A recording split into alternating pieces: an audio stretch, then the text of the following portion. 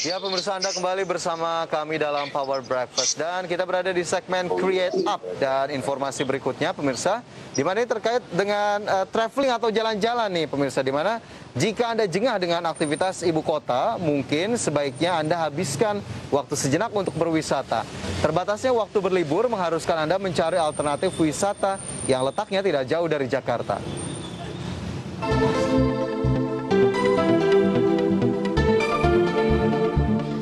Berbicara tentang perkotaan, sebagian orang mungkin mengira bahwa kota-kota di Indonesia sudah tidak memiliki bentangan sawah asri berlatar belakang gunung.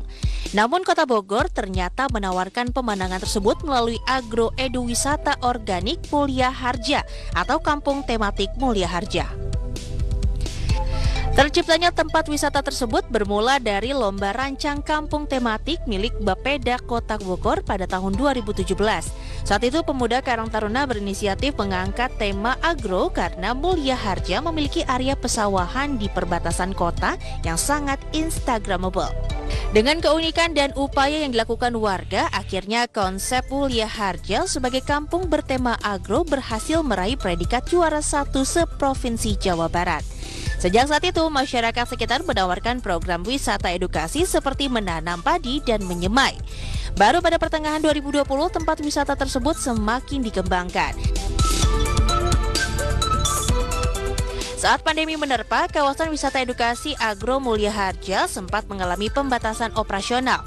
Kini, perlahan kawasan ini mulai kembali menerima kunjungan dari wisatawan lokal. Bagaimana dinamika kawasan wisata edukasi agro di Mulia Harja saat penerapan PPKM Jawa Bali? Simak ulasannya hanya di Power Breakfast. Berbagai sumber, IDEX Channel. Ya, ini terkait wisata pemirsa. Kita coba ngobrol nih di pagi hari ini untuk kemudian ada salah satu pilihan atau alternatif untuk Anda bisa berwisata. Dan sudah terhubung melalui aplikasi Zoom dengan Bapak Sopian Mulyana, riset pengembangan Kompepar Agro Edu Wisata Organik Mulia Harja. Selamat pagi Pak Sopian. Halo, selamat pagi. Ya Pak Sopian, ini tadi saya sudah sampaikan informasi terkait berwisata. Kemudian juga ini ada edu wisata organik Mulia Harja. Sebelum kita berbicara lebih jauh terkait dengan aktivitasnya, bagaimana kemudian edu wisata ini, boleh tidak sedikit dijelaskan bagaimana sih awal mula terbentuknya edu wisata organik Mulia Harja ini? Jadi untuk agrowisata organik sendiri ini terbentuknya itu dulu itu tahun 2015 itu, jadi kita ini pengen ada satu upaya untuk meningkatkan kesejahteraan petani pada saat itu. Kemudian kita buat satu rangkaian kegiatan dengan menerapkan edukasi pertanian pada saat itu.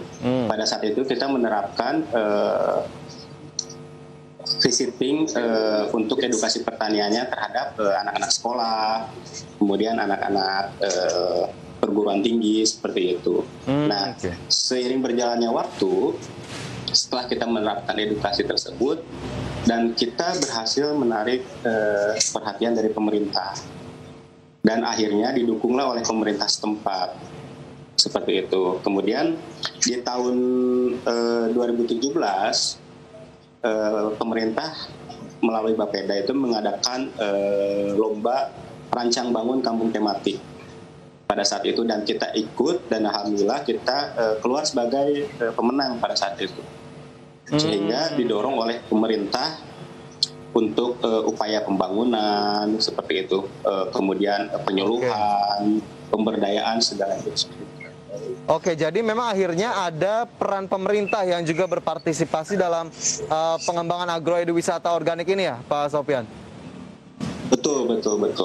Selain dari swadaya masyarakat dan kita juga didukung oleh pemerintah, baik itu pemerintah daerah maupun pemerintah pusat seperti itu.